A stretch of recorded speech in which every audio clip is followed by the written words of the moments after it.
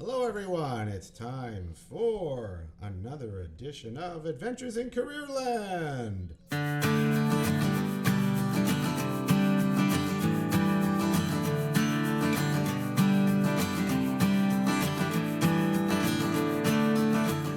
Hello, folks. I'm Adriano Magnifico. I am the host of this podcast. I work with some students from the Riel Arts and Tech Center.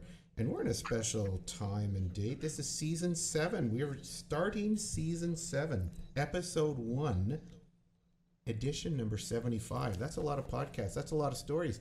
The Adventures in Careerland podcast is about life stories, career stories. It's about people sharing what decisions they made, what choices they made, why they made them, and how they're moving forward. And this podcast has become an inspirational piece for a lot of people to hear those stories. Because what people who listen to the podcast discover, and it's often youth, people in high school, people in university, but I've had some interesting people call me who are university professors about this podcast. We get the stories, we probe into the story, and it's important for people to understand that they're not alone out there.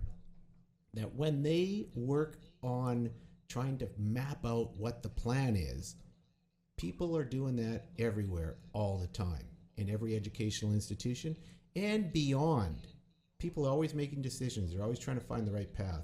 And we're lucky because we're in a podcast studio from the Riel Arts and Technology Center in Winnipeg. I have to say that now because we have a group listening to us from outside of this worthy city. And the Arts and Tech Center has 13 applied, technical, and apprenticeship programs, including automotive technology, baking and pastry arts, broadcast media, building, trades, culinary arts, hairstyling. Some excellent opportunities for people to come and check out their possibilities.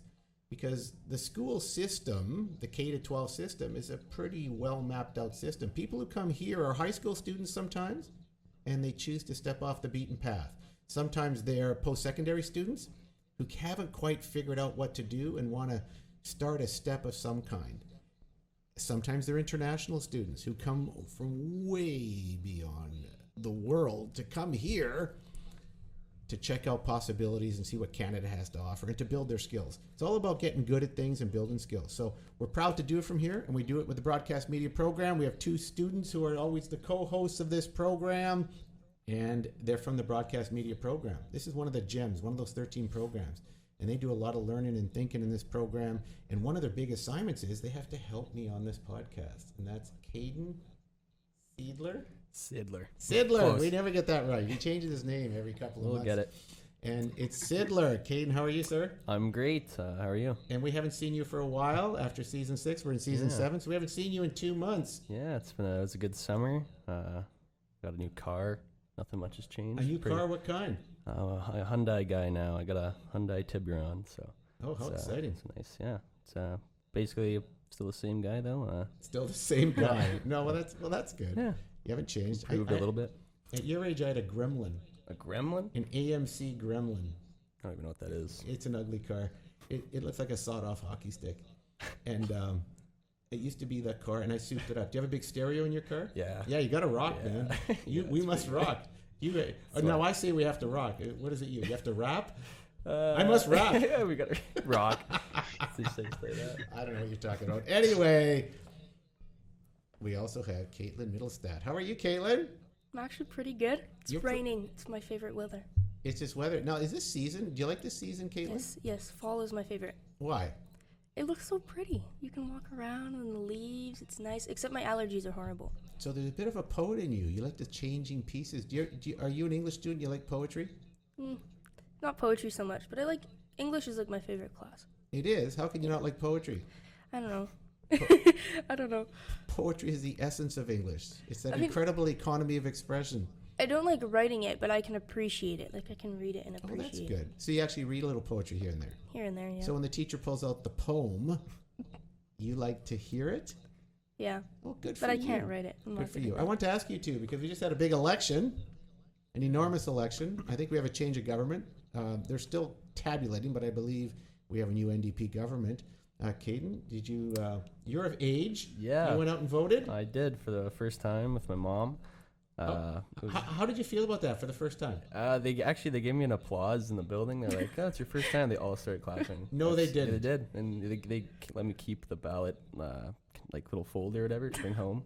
Like a lady ran out and gave it to me with a sticker and said it's a souvenir. Really? Yeah. Where did you go? That's spectacular. It was somewhere near Regent there. We just moved over there, so it's kind of I don't know what, but yeah, it was. So how did that feel? It was great. I felt like I did something there. I was like, you know. That's fantastic. That's fantastic. Yeah. And of course, we turn to Caitlin.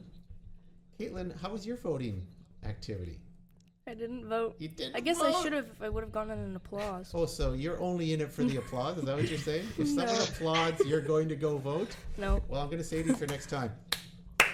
Yes. Caitlin, we need you to go vote next time. Why didn't you vote? I really don't have a good reason. I just didn't. I felt too stressed. I didn't know what to do. I didn't know. I was like, no. I didn't know what to do. I was Oh, scared. did your parents go vote? Yeah. Okay, so why didn't you just follow along like Caitlin doesn't know what he's doing? Caitlin doesn't know what he's doing. He just followed his parents. I know, but I don't know. I didn't know any of the people, and I didn't know what I was doing. I didn't know who to choose. So what have you learned from this experience, Caitlin? Considering the fact that I think almost a little less than half of the population didn't vote, which is a problem to me. Mm-hmm. And you didn't vote. You're one of that half. So what are you going to do next time? I'm probably gonna make sure I know what's happening and hopefully Okay. vote. I like that. And Yeah. you know what? It's all about a learning process. Yeah. I'm not trying to shame you, although you should feel shamed in this one. We need you to vote. We need young people to vote. Mm-hmm. We need you to assert your powerful democratic privilege next time. So that's pretty cool. So next time you promise you're going to do it? Yeah. Say, I will. promise I'm going to vote. I promise I will vote. Okay, so you know what? I'm going to make sure. I'm going to keep your email. Uh-oh. I'm going to send an email to you in 4 years' time and say, Federal election. Caitlin, what are you doing? I'm not going to stalk you or anything. I'm just going to make sure you vote next time. It's important to do. I really mean that sincerely. It's important to do. Yeah. And if you weren't doing it, I think you missed an opportunity to say something. And look at the guy got applause. He got a souvenir. I did. Caden got a souvenir. 2 stickers, yeah. What are you going to do with that thing? I'm gonna put it on my wall. Did you throw it out? He's going to frame it. This guy's going to frame it. I love it. Yeah. Anyway, it's great to have you back. It's great to be a part of this again. It's great to start season 7 with you. We have a special guest today. We have a really cool guest. And this guest is someone I met at something called the Can You program. I never would have connected with this person had I not connected with, I think, the executive director of Can You, or the CEO. I'm not sure what his lofty title is, Roger Barrington of Can You. And I was able to sit in and do some workshopping with them on the Lean Career Design Canvas, but also just sit in on some of their very, very interesting community-generated activities where they share what they've been doing in the year. And there's some great outcomes from that program. So I'm going to let our guest talk about what Can You is and what that's all about. But I'd like to welcome, and he's from the University of Toronto right now. He is calling us from Toronto, which if you're a Winnipeg Jet fan, that's not a good city. No, that's not a good city. Anyway, we'll have to ask him, is he converting? Is he staying as a Winnipeg Jet fan? But we'll find out. So I would like to welcome Ben Kaganovich. Ben, how are you, sir? I'm great. How are you, Adrian? I'm good. So you're not a Toronto Maple Leaf fan now, and now that you're at the U of T. I would never trade the Jets like that. Never. Attaboy. Well done. Well done. So you're at the U of Toronto. Interesting. You just finished your high school. You're from Fort Richmond Collegiate. You just graduated last year. Is that correct? Yes, graduated in June. It was a great time. 12 years, 12 years in the making for that one day. And now I'm at U of T. Okay, so tell us what it's like being at U of T on your own, working on an educational path. What's going through you right now? How are you feeling about it all so far? I honestly, before leaving, I thought that it would be a more chaotic. Like I thought I would be not be able to stand on my own 2 feet and handle the independence, but it ended up being I'd say it ended up being the contrary, where it was just like the community, everyone had the same, like everyone had that same kind of concerns that kind of mellowed it out. And then like after about a week before classes started, I was able to just, organize everything, think about what I needed to do, come up with like a routine. And obviously, like, I didn't stick to that routine immediately. It took some time, but I think uh, the after coming here and situating within the environment, it got better. You know what I mean? Yeah, yeah. And yeah, and I think like also just because university is so like rigorous and stressful a lot of the times, it kind of like the contrast of the stress with academics kind of like belittles like the stress of like moving away. So you kind of don't even have time to think about that sometimes. So you're pretty busy down there then. Yeah, for sure. Okay, so tell us what you're taking and why you're taking it. What's your major? What's your program? What are you thinking about? What was in your brain when you said I have to go to the U at T? Because you also told me, we chatted yesterday. You also told me that you had some other opportunities, but you chose the U at T. Why the U at T, and what's your major, and what are you working towards? So right now I'm at U of T. I'm studying computer science. I'm taking physics courses right now, so that next year I can declare a double major in physics and computer science. And I'm doing all this because I want to work within the mix of both. Like right now, there's like a lot of like innovation happening with computers and like computer technology, from like optical computing to quantum computing and all that kind of exciting stuff. And I think the blend of the two fields gives me the best foundation to pursue that industry. So physics and computer science, we talked about. You're going to be kind of a rocket scientist. Is that fair to say? Yeah, Okay. hopefully. Because we always talk about, what are you, a rocket scientist? Well, we're actually talking to one. I think this is pretty cool.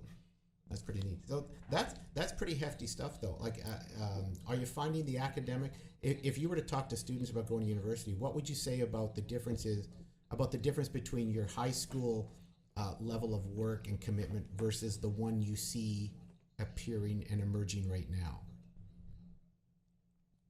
So I'd say the difference in workload with like high school and the university experience has to do a lot with like how much independence you have. Um, it all depends on you. You have to do all the time management. You also have to take care of like housekeeping items like groceries, laundry, and everything like that.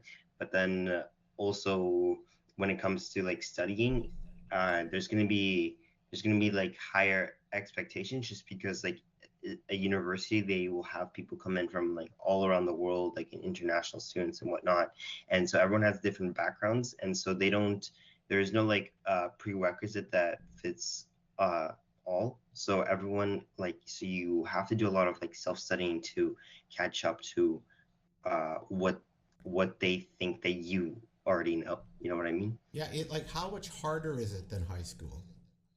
Like the academic portion? If we're looking for like a number, maybe like two, three times.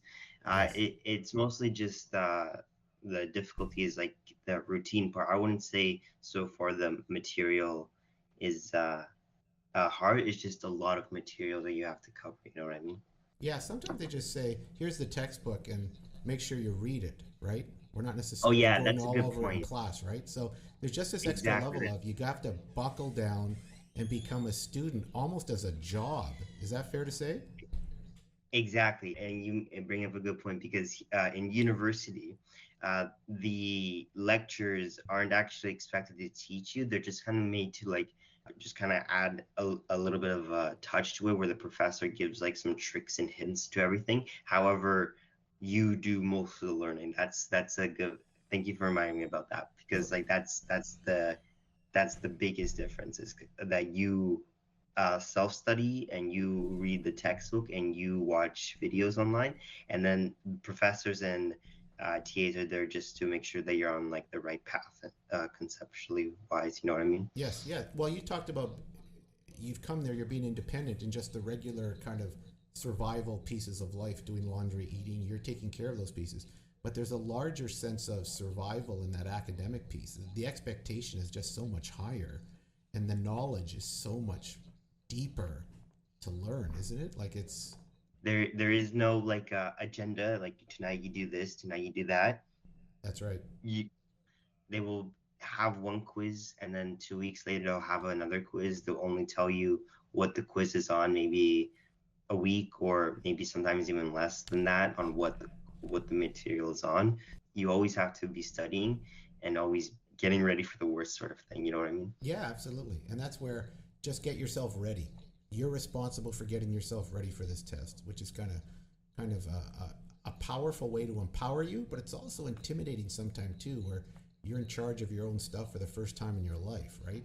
Like like you said, there's no teacher who's going to move the deadline for you or tell you that, no, don't worry about this for now. You're busy. So that's an important lesson you're learning. It's an important lesson for everybody to learn, especially when you're out of town and you're away from the family too.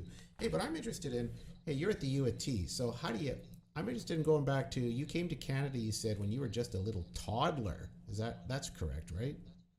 Yeah, I was born 2005. My family moved here 2007. See, that's kind of amazing. And your parents came from, where you're from? I and my sister, we were born in Israel. Both of my parents are Belarusian. Okay, so when they came, you said your dad was a PhD, your mom was a master's degree caliber, credentialed. Yeah, So when they came yeah, here, they had to make. We talked about yesterday about the sacrifice they made for bringing you a better life. Talk about that a bit. yeah, for sure. So my dad worked really hard, and my mother worked really hard for their master's and PhD in the career fields that they very much enjoyed. And then I think much like a lot of my peers here at U of T and at FRC can all kind of relate. All of our parents went through the same thing where they just made that sacrifice to move here and uh, try and pursue their careers in the language that they're not familiar with, and that came at a cost. But it was for us, and that's what we kind of shared together within like the immigrant community at Winnipeg, Toronto, of course. Okay, are you now you were connected when you came down, you connected first to your community, like your newcomer community. So are you back in Winnipeg, are you really connected to the community from where your parents came and some of the culture that came from their background? I wouldn't say necessarily. I'd say I would say very few of my friends were from the same background culture. I don't really know why. Perhaps there was just little of them. There were a few, but most of my friends were from other places like East, South Asia, somewhere around there, Oh, that's awesome. and and some of them are still with me at U of T. You Oh, know, so so. did they follow you or you follow them to U of T? We did. I don't think any of us followed each other. I think it's just we all kind of wanted to get into U of T, and then we chose. It was on our top choice, so we got in, and then we were happy about that, so we all went to. Some of Awesome. them like are on different campuses, but we still take time to talk and meet and everything like Oh, that. that's awesome. No, it's good to have a little support group while you're in the U of T, right? Of people you Yeah. know and feel comfortable with. So you've got a nice setup there. That's awesome. So when you were a kid and you had to learn English, right? So your parents didn't speak English, so you were speaking. What was the first language at home then when you were growing up? The first language would be Russian at home. Yeah. Okay, so you were speaking fluent Russian. That's your first language. Your second language is English. You told a kind of a heartwarming story about it was hard for you to score well on the English assessments. Talk about that a bit and how hard you had to work to get to the level you needed because of it seemed to be your great drive and your great interest in excelling and getting better. Yeah. So maybe it was just like kind of this type of thing where like the kid of like two parents who are like in the humanities fields did not want to do anything related to humanities like in elementary school. Perhaps that was like maybe perhaps that was a component of that, but my English skills were kind of underdeveloped up until maybe grade 6, and however, like my sister, she loved reading, so her English skills were off the charts, of course. But So you I weren't a think reader? You don't like to read? I did not like to read then, but I'm getting better at it, Adriano. Okay, I very think good. I'm an old English teacher. I thought, oh no, yeah, what are we doing here? yeah, but I actually got like I had a big 360 like 180 turn for English because later on like that became one of my favorite and best subjects. So but essentially in grade 6, like I was going through like a lot of challenges with English because I never learned like grammar. My sister was able to pick it up from the reading, but with grammar, like punctuation, commas, Hmm. all that kind of stuff, it was kind of like an expectation that you would just kind of learn on your own, like that either your parents learned it or you just kind of like absorbed it out of somewhere. That was kind of like how the expectations within elementary and early middle school. So I actually didn't cover like actual grammar, laws, and structure until maybe grade 9. So I was struggling with that, and I was able to work hard and do well in every other subject. But until like I started staying after school and asking my teachers for help on my English almost every day after school, that's when it got better because that's when I started to learn, hey, there's like an actual like formula, there's an actual means of like writing. It's not just like some people get it, some people don't. You can actually get better at it. You know what I mean? See, that's an amazing piece there because we talked about this yesterday. I was kind of amazed. You hung out after school every day to increase your English skills with some of the teachers that were hanging in the building. That's correct? Yes. Like who, It wasn't like just who does me. that? Caitlin? I'm looking at Caitlin and Caden. Who does that? I wouldn't. Sometimes, I mean, Sometimes Caden's going, yeah, I'd hang out. Yeah, yeah. So that's kind of amazing. But was this, have you always had this drive inside of you to say, I want to get this, I want to get better? Yeah, I think just like going back to like the large immigrant community at Winnipeg, I think like I can relate to all of them with like um, the value of like good education and like sticking to academics. So I always had that um, desire to do well on all of my grades is starting all the way back in like early middle school. And I think and I was able at one point I was just like, it's just English, who cares? The important subjects are math and science, and it's good that I'm getting great on those, who cares? But then like eventually I was like, I started understanding the value of like knowing the language well, especially because both my parents were in humanities, and I started understanding more. And then uh, Well, the communication piece there, Ben, think about that. The communication piece, the English has allowed you. You're such a good communicator, and that's because of your drive. And that's going to make you a better computer scientist. Your ability to communicate dexterously. Don't you think so? for sure, yeah, that is a very big piece of communication. There's always the little stereotype that everyone in like STEM and CS is like very introverted and nerdy. So I guess like if you have great communications skills, like if we're talk and I mean I've had like so many like people in the industry have like said and come to my school and talk about this aspect is that you might be really great at coding, but if you can't uh, explain your idea on an interview, if you can't explain to me your project proposal, then it's not gonna.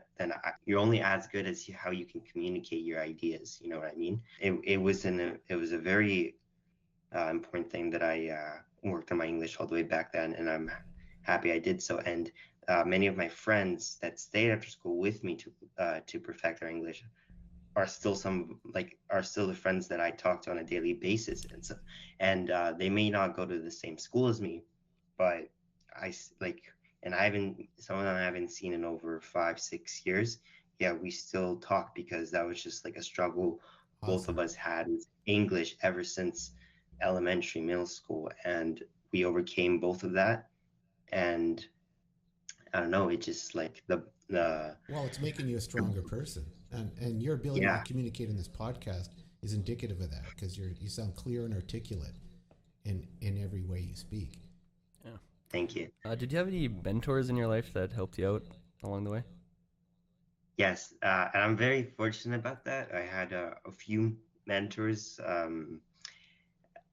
So my first mentor, going back to the getting better in English, was all the way back in grade six.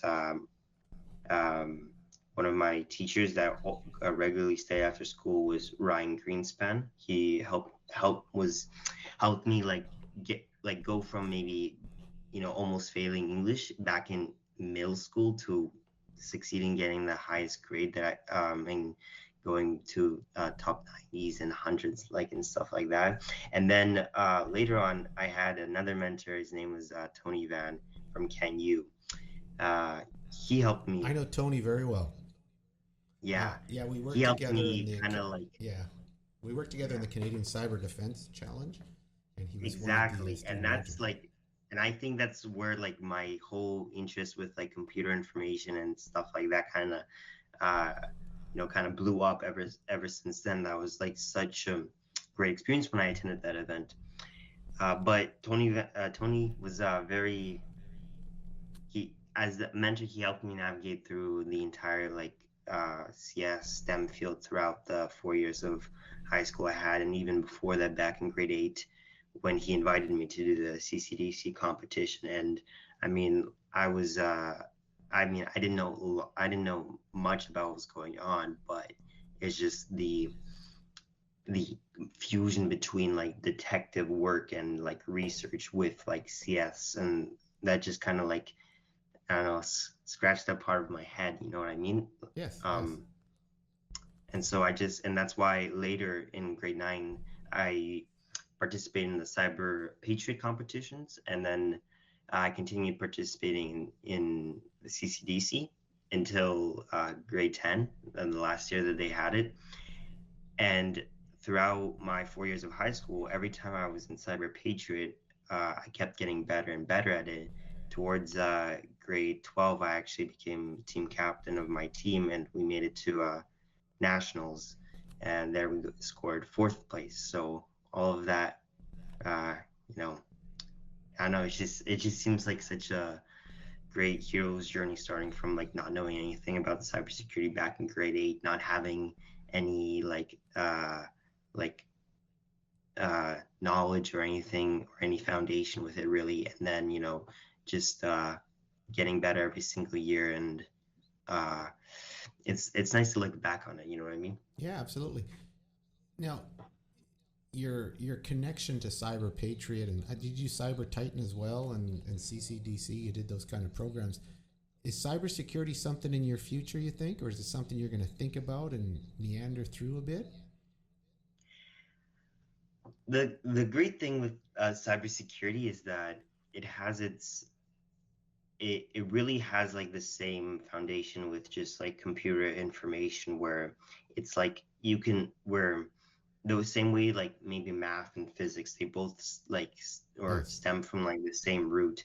When it comes to regular CS and cybersecurity, they both rely on computer information, understanding zeros and ones and protocols and different techniques, and it all kind of culminates together. And so it's not necessarily that I want to go into cybersecurity, but it's just that it's a subset of computational Yes.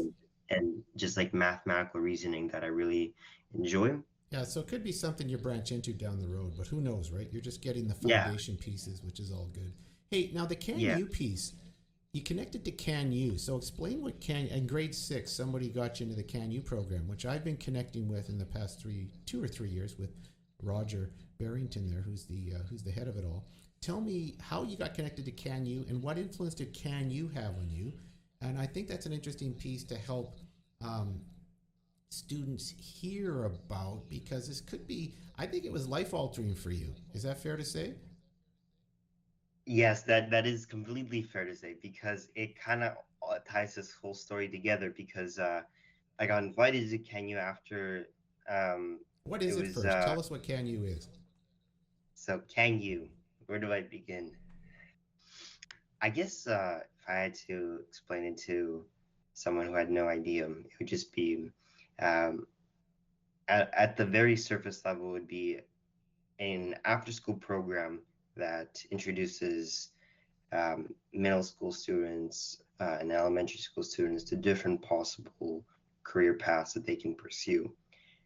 Beyond that, you start making friends, and then you start learning about different opportunities and different things going on within the community, and then it kind of is there just to assist you with like choosing the career path that you want to pursue. But that's like a very surface level view of it. When you go deeper beyond that, there's like it's no longer something that just assists you with your career trajectory. You kind of pursue your career trajectory through CanU in and of itself. You know what I mean? So it's great that you brought this up because that's how. Because I only met Tony Van through CanU. When I only got interested in like cybersecurity and computational and everything of that sort by doing CanU, or indirectly participating in CanU through like CCDC and other competitions and contests and stuff like that. And then further on, Can anybody join CanU is my question. Like, it sounds like you have this sense of, I hang out after school with my teachers who help me with my English. Here's another chance to kind of hang out after school with another collection of people who have some of my same interests in just getting support, exploring, thinking about what pathing can look like, and connecting with adults who can offer some guidance and help as I try to move forward and make decisions. Is it kind of the after school thing that connected to you too? Yeah, it kind of after school program was connected. Every one of my friends that stay after school with me to get better at English was also invited to CanU. So I think when teachers see the hard work you put into your studies, that they must have like when it came to CanU and career paths and thinking about, hey, who would this work for? Who's the character that would like to seize opportunities, make friends, connections, and work on themselves. Anyone can really join CanU, right? Like if they just want to start thinking about finding a new space and building some network and relationships, anyone can really join, I think, correct? Yeah, I believe so. Yes, anyone can join, and then once you're in there, I think like you should really once you get up to the older years of maybe grade 7, 8, I would highly recommend taking every opportunity that comes your way. Obviously, there is a balance to it because you don't want to spread yourself too thin.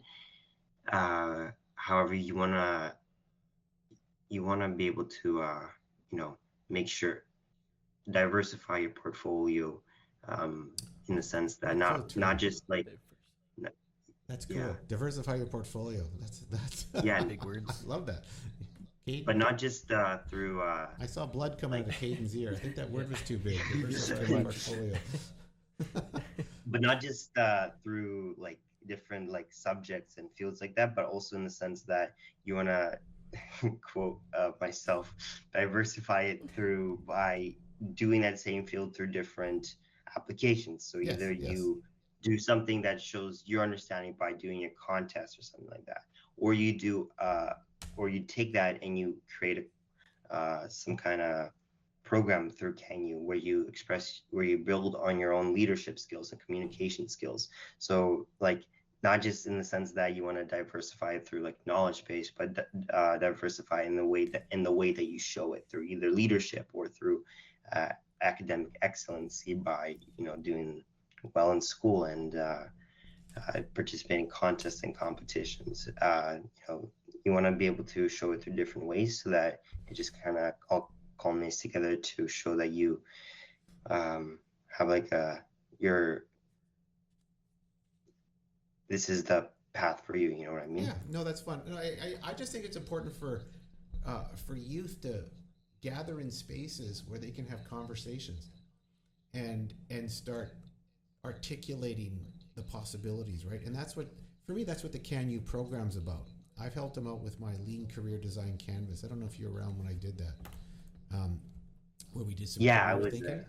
And it's Yeah, just, I was there. yeah, just another way to help you think about who's my best self and how do I find my best self, and what activities have I done. And we don't do reflection in school enough, right? So Can Use a space where you can do some reflection. You stop and think, and you're connecting to people who can be springboards for you to start those conversations. I in my connection, knowing little about it, but having gotten to know it a little more, talking and conversing with Roger a little more, it's a pretty good program. So that was a big springboard for you. Now you won some, you know what, you won some big awards. Tell us the awards that you won. You won some big awards to go to school. Yeah. One was the Amazon Award. Tell us how you won the Amazon Award. So the reason why I was bringing up like making like a holistic character of yourself, because I believe that's what made me a strong candidate for the Amazon Award and the Horatio Alger Award.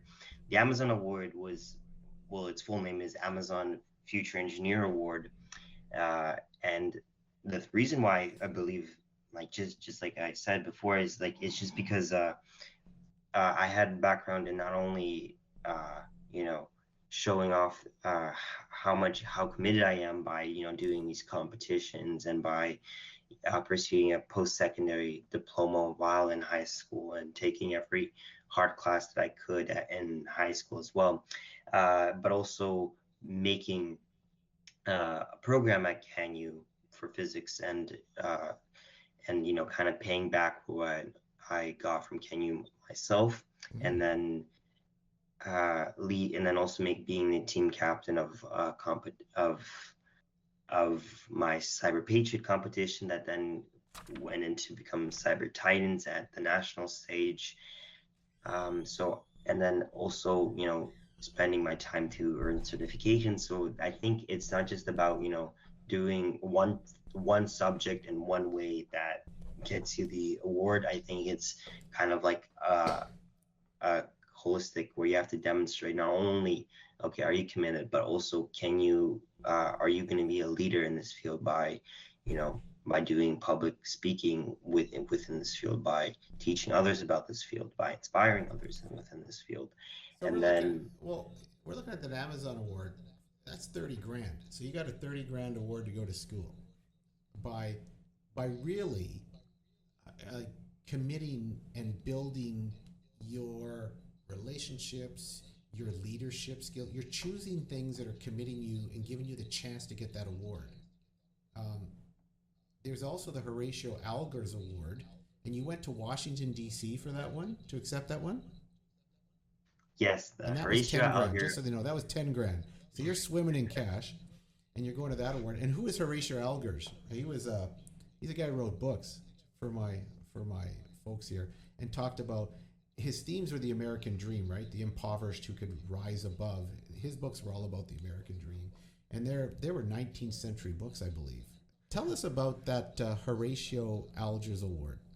So the Horatio Alger Award, or maybe in full name would be the Horatio Alger Entrepreneurship Award, was given for like demonstration of, you know, entrepreneurship, and of course, like that was kind of facilitated, you know, well, by a small sense, it was when I made like a canteen company in grade 9, and then, well, before that, I had my own snow shoveling company when I was in middle school. But what really, you know, blew their socks off was probably in grade 11 through CanU. We created the CanU Enterprise program, where we, like the program itself, which was like done exclusively like through Zoom meetings and online, was like a program where we all came together to make business. Like, so it was like learning throughout, like. But who were these guys? Where did you get all this group to come together? Well, this was all through CanU. So they're coming from all over the city anyway. You gathered them and made this kind of little entrepreneurial group. It wasn't me that gathered it. Sorry, it was the Kenya that gathered it, Yes. and then they created this program. I was on the tech side, making the website, making the LinkedIn, and everything like that. Cool. And then, and so the great thing with that was that it showed like not because the objective with the company was to make these gift boxes composed of locally produced products within Winnipeg. And Yes, then we sold them off, and then this was like all part of a community, you know, by helping out small businesses, and by, you know, engaging the youth with Right on. things that they may not learn from school. You know what I Yes. mean? Yes. And so, Hey, that's important stuff, Ben. When you connect. If you want to win the big awards, I help students win big awards, Loran's and Schulich's. If they're not connecting to the community in some way, they don't have a chance.